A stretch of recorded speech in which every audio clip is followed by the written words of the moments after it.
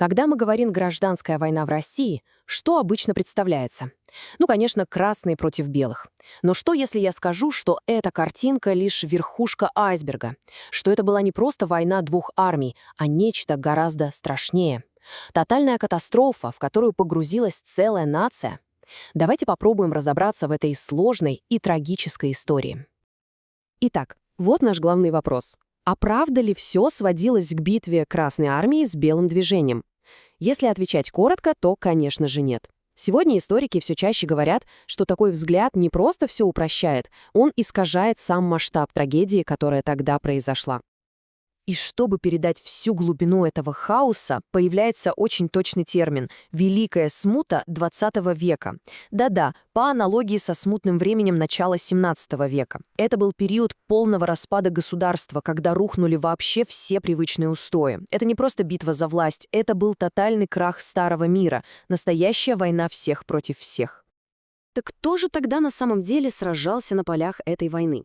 Сейчас мы увидим, что палитра участников была куда богаче и сложнее, чем мы привыкли думать. Так что простая схема «красные против белых» здесь совершенно не работает. В реальности на исторической сцене действовало как минимум 5 крупных самостоятельных сил, и у каждой из них были свои цели, свои лидеры и, что важно, своя правда. Ну что ж, давайте посмотрим на этих игроков. Во-первых, конечно, красные и белые — главные противники, тут все понятно. Во-вторых, так называемые зеленые — это огромная масса крестьян, которые воевали и против тех, и против других.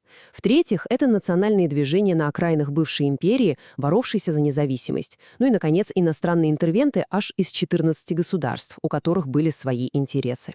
Вот такой вот клубок противоречий. Но чтобы понять логику событий, давайте все-таки начнем с главных противников. Сравним их ключевые идеи и посмотрим, почему их столкновение было настолько непримиримым. Просто взгляните на их лозунги. В них же вся суть. Большевики предлагали что-то абсолютно новое, радикальный проект переустройства не только России, но и всего мира.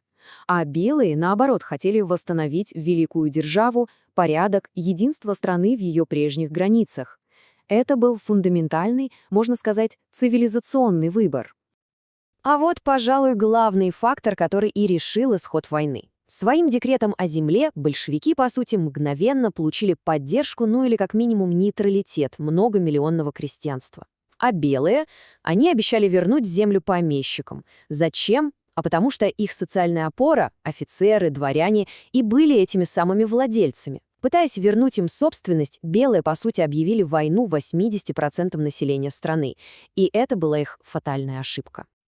И в организации власти контраст был просто разительным. У красных что? Жесткая партийная дисциплина, единый центр принятия решений, понятная, пусть и жестокая программа действий. А у белых у них не было четкого плана. Они говорили: сначала победим большевиков, а потом уже решим, какой будет Россия. Этот принцип непредрешенчества оттолкнул очень многих. Люди просто не понимали, за что конкретно они воюют. Это и привело к разобщенности и в конечном итоге к поражению. А теперь давайте сместим фокус. Поговорим о тех, о ком часто забывают, но кто на самом деле был самой массовой силой в этой войне.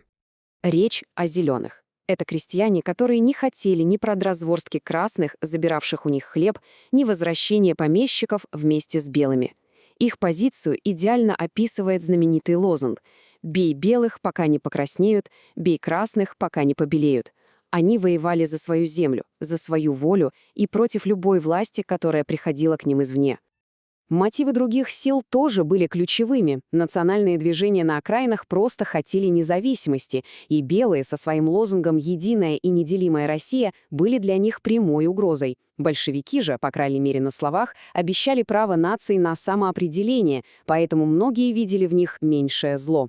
Ну а иностранная интервенция, она была очень ограниченная и преследовала свои цели, например, не дать Германии воспользоваться русскими ресурсами или остановить расползание коммунизма, а вовсе не помочь белым победить. Итак, мы видим эту сложнейшую мозаику сил.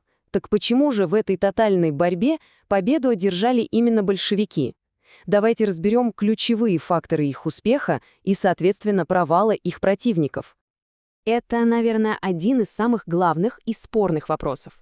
И ответ на него кроется не столько в гениальности одних или ошибках других, сколько в наборе объективных, структурных преимуществ, которые просто оказались в руках у красных. Вот эта таблица все отлично иллюстрирует. География.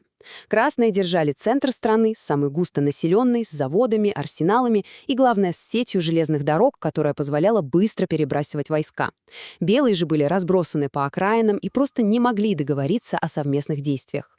У красных было единое политическое и военное командование. У белых — амбициозные генералы, которые часто конфликтовали друг с другом.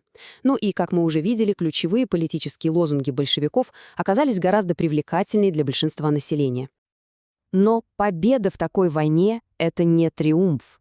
Цена, которую страна заплатила за этот внутренний раскол, оказалась поистине чудовищной.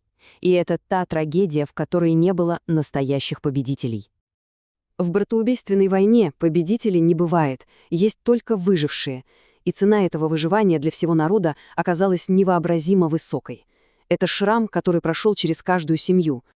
Просто вдумайтесь в эту цифру. 10 миллионов жизней. И это ведь не только убитые в боях. Это жертвы и красного, и белого террора, умершие от страшного голода, от эпидемии тифа. Это настоящая демографическая катастрофа, последствия которой страна ощущала десятилетиями. Еще 2 миллиона человек навсегда покинули родину. А ведь это был цвет нации. Ученые, инженеры, писатели, врачи, офицеры. Страна пережила колоссальную утечку мозгов, лишившись огромного интеллектуального капитала. А вот что стало с экономикой. К концу войны промышленное производство упало почти в 7 раз по сравнению с довоенным уровнем. Страна буквально лежала в руинах. Экономику пришлось строить заново, практически с нуля, на этом самом пепелище. Гражданская война — это не просто страницы из учебника, это глубочайшая национальная травма, и память о ней до сих пор разделяет наше общество. Как примирить память о красных героях и белых героях, о жертвах и палачах с обеих сторон? Этот вопрос, пожалуй, остается открытым и сегодня, напоминая о том, как хрупок мир и какой страшной может быть цена внутреннего раскола.